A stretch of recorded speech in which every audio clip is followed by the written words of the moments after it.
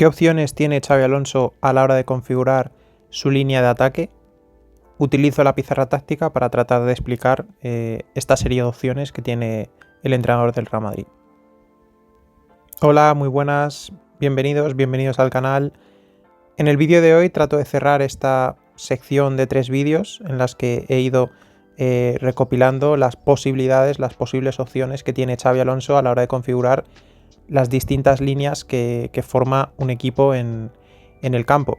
La primera fue la línea defensiva, la segunda fue la línea del centro del campo, que está el vídeo colgado ayer, y hoy es el paso de la línea de delanteros, o introduzco este matiz, la línea de atacantes. Ahora explicaré por qué todo esto.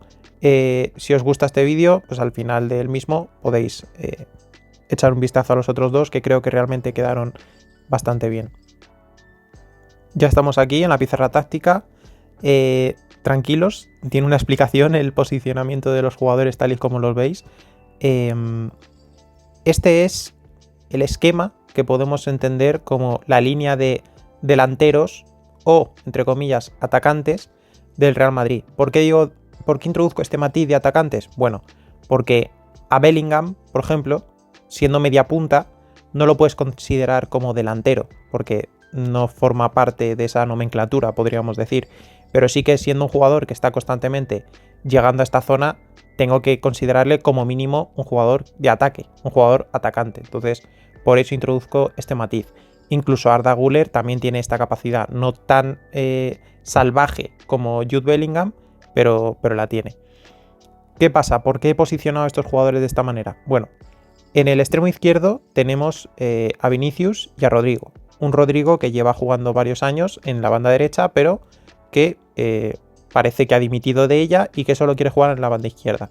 La consecuencia de ello es que, lógicamente, es muy suplente, porque el titular es muy titular. De hecho, Rodrigo solo ha jugado 2 partidos de titular y a veces incluso puede parecer que son demasiados. Antes de quitar a Rodrigo, para evitar mucha contaminación visual, podríamos decir, me gustaría decir una cosa sobre este jugador, y es que a nivel de perfil, con un entrenador como Xabi Alonso, me podía cuadrar. Lógicamente, si Vinicius está a su nivel, como está poco a poco remontando, no hay nada para Rodrigo. O sea, no hay ni migajas, obviamente, porque las migajas que puede tener un suplente sobre su titular son los minutos finales. Y en los minutos finales, el Vinicius que conocemos, el Vinicius realmente que fue que optó al Balón de Oro de manera clara, es evidente que está a otro nivel. ¿Qué pasa con Rodrigo? ¿Por qué digo lo del perfil? Bueno, pues porque yo siempre pongo un ejemplo, que es que en el Manchester City de Pep Guardiola, el ganador de la Champions, aquí había un jugador, Jack Grealish, que se tiró casi un año sin marcar gol oficial con el club, que en la Champions que ganaron jugó casi todos los partidos, casi todos los minutos de los partidos importantes. La fase de grupos sí que tuvo más suplencias, pero a partir de octavos lo jugó absolutamente todo, y su producción final fue 0 goles y 1 asistencia. Y sin embargo, este jugador, Grealish, era importantísimo en el entramado táctico de Pep Guardiola. ¿Por qué? Porque perdía muy pocos balones. Si los perdía en una zona que no tenían excesivo riesgo, y porque tenía la capacidad de venir por aquí y aglutinar a mucho jugador, a mucho rival en esta zona. ¿Qué hacía? Luego, con la inteligencia que tenía para jugar al fútbol, luego soltaba el balón y el equipo podía triangular de mejor manera en el resto del ataque. Era, por lo tanto, un jugador a nivel estructural muy importante para Pep Guardiola. Este jugador podía tener esa similitud con Grealish a nivel de entendimiento del juego, a nivel de aglutinar a jugadores para poder soltar. Luego, además, este jugador tiene una capacidad muy eléctrica para moverse por aquí. Lo hemos incluso visto por la derecha, pero sobre todo por la izquierda. Rodrigo es un grandísimo jugador. Lo que pasa es que, por una serie de circunstancias, entre otras cosas, que ya llegó muy hecho a nivel futbolístico, no solo no se le ha visto capacidad de evolución, sino que se le ha visto un estancamiento absoluto. Porque por mucho que, sí, yo soy el primero que dice que es un jugador de banda izquierda y que jugando en la derecha está muy condicionado a muchos niveles, si tú estás constantemente jugando en la derecha, tienes que por lo menos tratar de sacar opciones, de entrenar opciones para, al llegar a esta situación, saber cruzarla, por ejemplo, o poder pegar bien al primer palo. Y Rodrigo no ha tenido ningún tipo de evolución en estos años, además de sus últimos comportamientos a nivel de vestuario y todo eso, que lógicamente tampoco ayudan. Así que a Rodrigo lo quito de aquí. Bellingham y Güler, bueno, ya lo he explicado un poco, con esa diferenciación entre delanteros y atacantes, pues a Bellingham y a Güler los voy a dejar por aquí de momento, aunque Bellingham, Güler no, pero Bellingham sí podría hacer de 9 también, en caso de que hubiese un momento de urgencia o a nivel posicional fuese algo que se le pudiese ocurrir a Xabi Alonso. Es un jugador que puede tener estas capacidades de 9, pero lo voy a dejar por aquí también. ¿Qué pasa? Llegamos a la zona de la delantera. Lógicamente, bueno, si pudiese, haría enorme a Mbappé porque es claramente el titular de esta zona. El 9 es suyo, es más que evidente. Y como lo juega absolutamente todo y no cede prácticamente minutos, pues lógicamente este jugador y este jugador van a quedar relegados a un segundo plano, no, a un tercero. Este jugador es muy interesante a nivel de perfil porque te otorga un perfil distinto a Endrick, es decir, tienes un partido trabado, minutos finales y este te puede hacer de Joselu, para entendernos. Tiene esa capacidad para el remate de área. Endrick, siendo un gran 9, sí que no tendría ese perfil a la hora de minutos finales, colgar centros, pelearse con centrales en el área y todo ese tipo de cosas. Endrick es un jugador más de espacios, es un gran 9, pero es un 9 distinto a un Gonzalo que por perfil te podría dar ese toque distintivo respecto a Mbappé. Incluso podrían ser compatibles en esos minutos finales en los que en el Real Madrid prácticamente no hay táctica y empiezan a colgar balones, empiezan a cular al equipo rival. Pueden perfectamente convivir estos dos jugadores en el área, incluso con un Jude Bellingham y con más jugadores en ese contexto. Lo que pasa es que no estamos teniendo mucho ese contexto de partido y al mismo tiempo en los minutos finales, si el partido está más o menos igualado, no vas a quitar a Mbappé y por lo que se ve, bueno, no vas a quitar a Vinicius, lógicamente, y ahí es más difícil que no pudiendo quitar a estos dos, habiendo hecho ya cambios durante el partido, pueda entrar Gonzalo sin que el equipo realmente se te pueda ir a nivel táctico, ¿no? Creo que eso lo está priorizando a veces Xabi Alonso. Pero a mí me da mucha pena que Gonzalo no pueda jugar más, porque a mí me parece que Gonzalo es un jugador realmente interesante.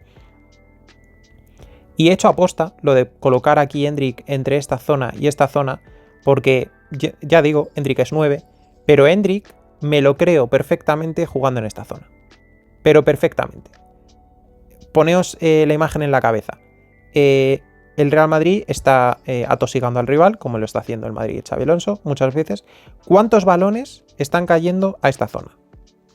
¿Cuántos balones están cayendo a esta zona? ¿Cuántas ha fallado ya Franco? Que no es nada achacable a Franco, bueno, sí, pero es una cuestión, bueno, de nervios, de adaptación, de simplemente mala suerte, tal. Pero ¿cuántas ha podido llegar a fallar ya Franco aquí? ¿3? ¿4? Podríamos decir. ¿Cuántas situaciones ha tenido Franco de meterse, de tener el balón aquí, recibir el balón aquí y poder armar el disparo? ¿Cuántas? Muy bien. ¿Acaso eso no lo puede hacer Endrick? ¿Acaso eso no lo puede hacer este jugador con el pedazo de cañón que tiene en la pierna izquierda? Si a Endrick le cae un balón aquí, tanto izquierda como derecha, que encima tiene muchísimo más olfato, no que este, casi que cualquiera, porque Endrick a nivel de olfato de gol es una auténtica barbaridad. Entonces, yo a Endrick me lo creo aquí. Además, Endrick lo hemos visto, poco lo hemos visto en el Real Madrid, pero también le hemos visto hacer esto, ¿eh? A Endrick también le hemos visto hacer este desborde, por la potencia sobre todo que tiene. Entonces, Endrick es el jugador que se puede liberar de cierta manera de la tiranía, bien entendida, de Mbappé, que ejerce Mbappé de la posición de 9. ¿Cuál es el tema? Bueno, pues que aquí lo estáis viendo, que Endrick estaría ya entrando en una pugna. Si en esta parte como segundo, tercero, por perfil tercero incluso, en esta está Franco, está Güler en caso de ser desplazado del centro del campo y está Brahim. Yo creo que a Brahim se lo podría comer sin problema, pero volvería a estar en una terna bastante complicada, Endrick.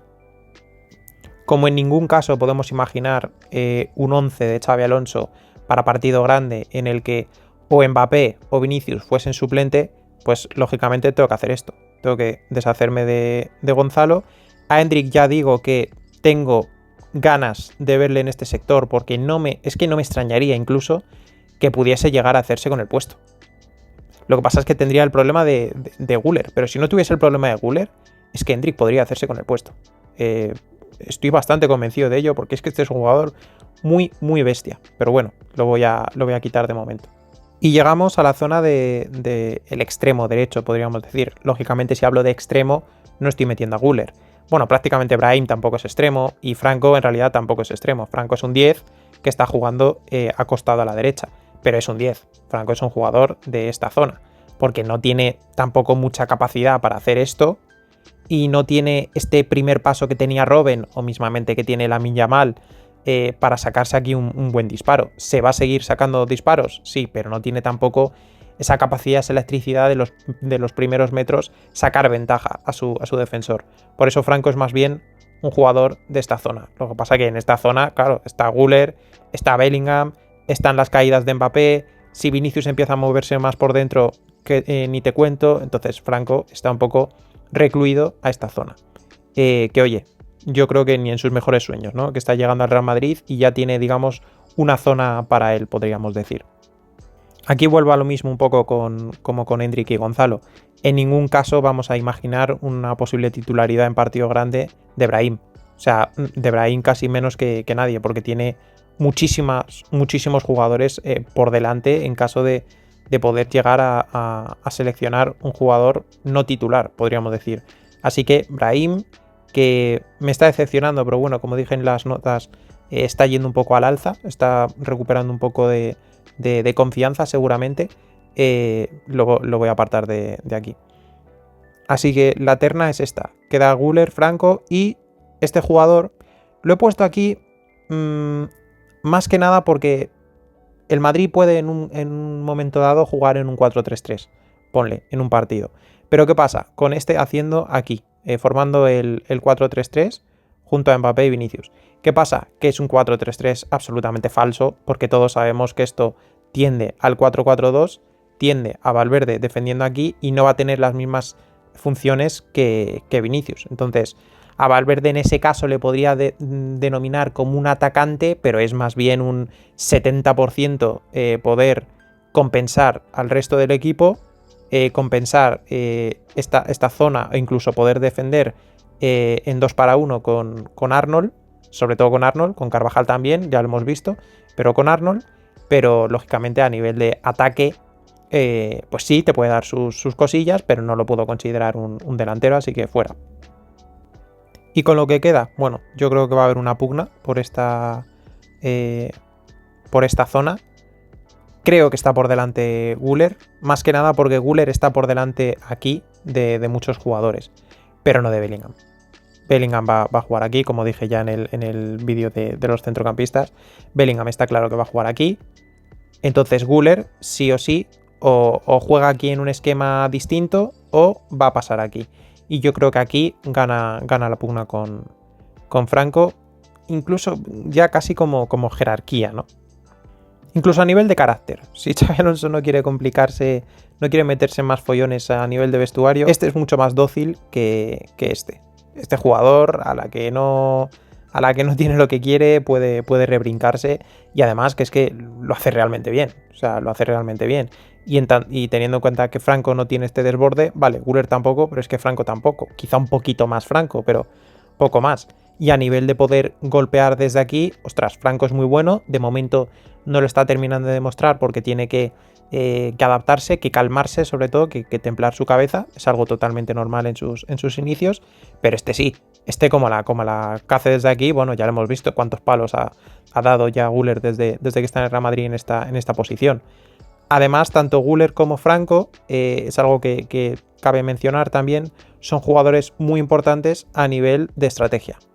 A nivel de poder poner corners, son dos jugadores que, teniendo en cuenta que tenemos a Militao, que tenemos a Huijsen incluso, Bellingham, que ahora se está incorporando por supuesto al equipo, Tchouaméni, tenemos a jugadores con esa capacidad de cargar área de buena manera y oye, desde la estrategia se pueden ganar partidos e incluso campeonatos. Y por qué no también hablar de las faltas, de los lanzamientos de faltas. Tener aquí a Guler o a Franco también es tener algo que no hemos tenido en los últimos años. En los últimos años hemos visto una falta lanzada por Lucas Vázquez. O sea, yo creo que con eso lo dices absolutamente todo. En este sector son de Mbappé, en todo este sector son de Mbappé, pero en todo este sector tendrían que ser de Güler o de Franco.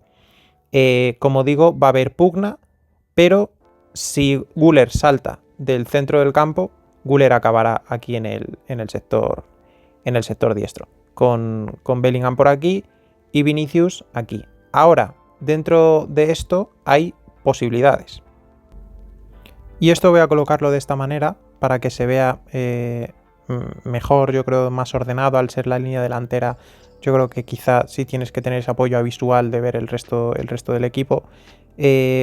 Aquí pueden ser Franco o Güler, es indistintamente. En realidad tienen un fútbol bastante parecido. A día de hoy es más seguro en esta zona Güler que Franco, pero bueno, hay mucha gente que ve a Franco como posible interior en un momento dado. Bueno, yo todavía no le veo ahí. Yo a este jugador todavía le veo arriesgando más balones que este.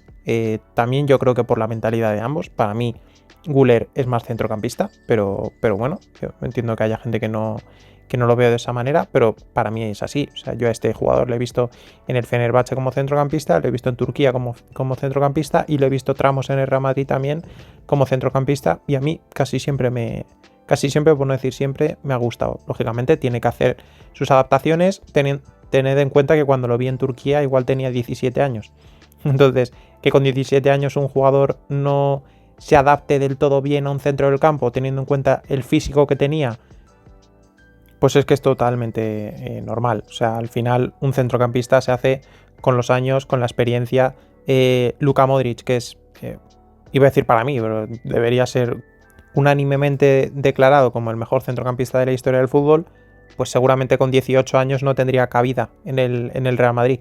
Quita tú a Luka Modric con 28, 29, 30, 31, si ha costado quitarle con 38 años, imagínate en el pináculo de su carrera, aunque bueno, yo ya no sé ni cuál es el pináculo de su carrera, porque lo que está haciendo en el Milan es increíble, pero bueno, que me voy del tema. Este puede ser una de las opciones, el 4-4-2, emulando el de la Champions que se ganó, con Bellingham aquí en el sector izquierdo, Vinicius un poco más libre por aquí, Mbappé haciendo de Rodrigo. Lo que pasa es que, lógicamente, Mbappé es mucho mejor que Rodrigo en muchas cosas, pero Rodrigo también hacía esto.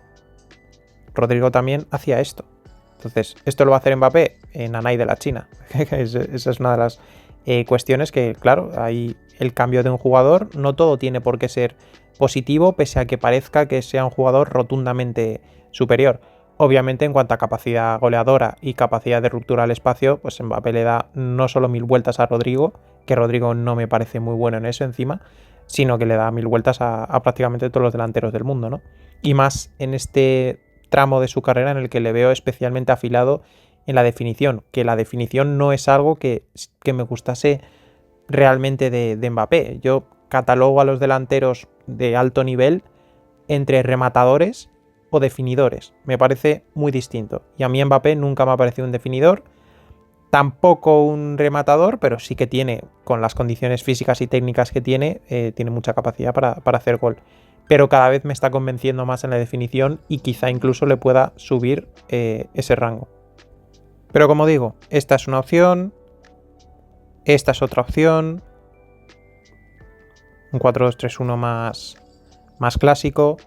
Esta es otra opción que es no 4-4-2, es más bien un 4-2-2-2 con esto por aquí.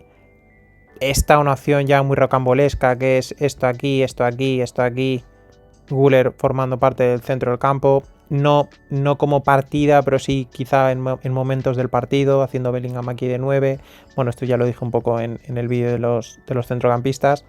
Hay opciones diversas para poder ir moviendo aquí las piezas. Por supuesto, Vinicius puede caer a banda, aquí, Bellingham tanto aquí como aquí, y Vinicius muchas veces meterse por el 9. De esta manera tienes oxigenas a Mbappé, dejando que caiga a esta zona con libertad, que aquí se mueve realmente bien, y un Vinicius que desde hace un par de años su evolución le ha llevado a no ser este jugador. Este jugador yo entiendo que le gusta a mucha gente. Este jugador que llegaba aquí a línea de fondo, levantaba al público lo que sea, pero el balón acababa en el central y nos montaba la contra. O el balón acababa en un córner. A mí, sinceramente, ese Vinicius pues no me dice gran cosa. A mí el Vinicius que verdaderamente me hace decir que tenía que ser Balón de Oro era el jugador que sí, claro, por aquí te puede reventar a tu lateral, pero por aquí, y especialmente por aquí, esta jugada la recordaréis, de Toni Kroos, Vinicius, es letal por aquí dentro. O sea, si hemos hablado de Mbappé, Vinicius por aquí es absolutamente letal. Y el Vinicius de 2025 lo estamos viendo muy poco por aquí. O sea, cuando se hablaba de la posible llegada de Mbappé, mucha gente obviamente se teorizaba sobre si se iban a entender en el campo y todo ese tipo de cosas. Yo decía, si hay un momento en el que se pueden entender Vinicius y Mbappé, es en este momento en el que Vinicius es un jugador mucho más global y es más capaz de hacer este tipo de cosas. ¿Por qué? Porque este hace esto y este hace esto. Y de esa manera se equilibraba muy bien. ¿Qué pasa? Que por lo que sea, Mbappé cae aquí, pero Vinicius igual se queda aquí. O sea, no termina de hacer este movimiento de ruptura. Porque era un Vinicius que no era Vinicius, básicamente. Si podemos regresar a ese Vinicius Balón de Oro, vamos a poder ver esta alternativa que va a ser absolutamente devastadora para los rivales si se entienden bien. Y ahora, con total honestidad, yo este es el 11 que en algún momento quiero ver. Es el 11 que a mí personalmente más seguridad me da más confianza. Sí, he dejado fuera a Tchouaméni, pero porque simplemente prefiero que en la línea defensiva tener a estos dos jugadores en las bandas que son más rápidos que Tchouaméni si lo pusiese de central, porque a Huijsen no quiero prescindir de él y no quiero juntar a Huijsen con Tchouaméni en la línea defensiva porque son dos jugadores ciertamente lentos. Yo personalmente no me encuentro cómodo de esa manera, entiendo que haya gente que sí se pueda encontrar. Tchouaméni en el centro del campo no lo prefiero por delante de Güler, obviamente por perfil no, por perfil con Bellingham tampoco, y respecto a Valverde en este entramado táctico tampoco lo prefiero. Trent obviamente a día de hoy no es ni planteable que pueda ser un jugador competitivamente apto para el Real Madrid. Está por delante Carvajal, está incluso en un momento dado por delante Valverde, pero ya lo comenté en el vídeo de los centrocampistas. Con este esquema, si Trent se adapta bien, imaginaos con balón las capacidades que tiene este equipo. Las capacidades que tienes para encontrar a Mbappé, a Vinicius e incluso las llegadas de Bellingham, juntando casi todos los jugadores, pero a estos tres jugadores. Este jugador y este jugador, las capacidades que tienen desde distintas alturas, desde distintas zonas del campo, por supuesto secundados por Carreras, por Valverde, por Militao, por Rudiger, si es que todos tienen buen pie, incluso por Bellingham, pero la capacidad que pueden tener para encontrar a estos jugadores. Al mismo tiempo es un esquema que es compacto, porque tienes a 5 aquí, puedes incluso en la basculación hacer esto, puedes dejar esto aquí, puedes incluso ir un punto más allá y hacer esto. Puedes incluso hacer esta permuta de posiciones si prefieres tener a Valverde más por dentro que Güler. Lógicamente habría que conseguir centrocampizar algo más a Bellingham. Ojo, no es lo mismo Bellingham en un doble pivote de un 4-2-3-1 que en un doble pivote con carrileros y con tres centrales. Esto ya lo expliqué en el vídeo de los centrocampistas. Las funciones que tienen estos centrocampistas en este esquema es muy distinto a cuando tienes un esquema totalmente distinto. A cuando tienes esto así, por ejemplo. Cuando tienes esto así, las funciones de estos jugadores son más exigentes, podríamos decir, porque tienes a un jugador menos atrás. Entonces el equipo rival tiene una serie de espacios distintos a los que atacar, porque tienes la amplitud que los laterales te generan mucha amplitud, pero los carrileros todavía más. Además de amplitud te dan altura los carrileros. Así que yo os diría que esta es una de las alineaciones que a mí me encantaría ver algún día. Lógicamente, bien estructurada, obviamente, bien bien entendida, bien entrenada. Otra opción sería, como ya dije, carreras aquí y aquí, en este sector, Camavinga. Sería una opción que yo sinceramente me gustaría ver. Opciones hay muchísimas, por supuesto. En lugar de Trent, pues si no te terminas de fiar, pues metes a Carvajal o a Valverde. Aquí incorporas a Tchouaméni. Es que opciones hay, ya sabemos que miles. Pero a mí este esquema, sinceramente, me gusta más en ataque, me gusta más en defensa, me gusta más con balón, me gusta más en todo.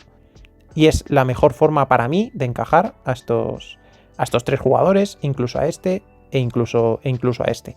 Tener a este jugador como un elemento que te da más cosas en positivo que en negativo es tener mucho. Ya lo vimos, lo poco que ha jugado Trent, el único día prácticamente que ha estado bien en liga, encontró 2 o 3 veces a este. Es así, por lo menos esa es mi visión. Y nada más, al final el vídeo se me ha ido más largo de lo que creía, porque al final pues te enredas sumando visiones y pensamientos y opiniones al análisis puro. Pero esto es todo, espero que a pesar de la duración os guste el vídeo, que me dejéis los comentarios si tenéis algún tipo de opinión respecto a esto, ¿estás loco? ¿Cómo vas a dejar fuera a Tchouaméni? Obviamente Tchouaméni está imperial en este inicio de temporada, eso absolutamente va por otra ventanilla. ¿Cómo vas a dejar fuera a Franco? ¿Cómo vas a jugar con defensa de 5? En fin, lo que queráis.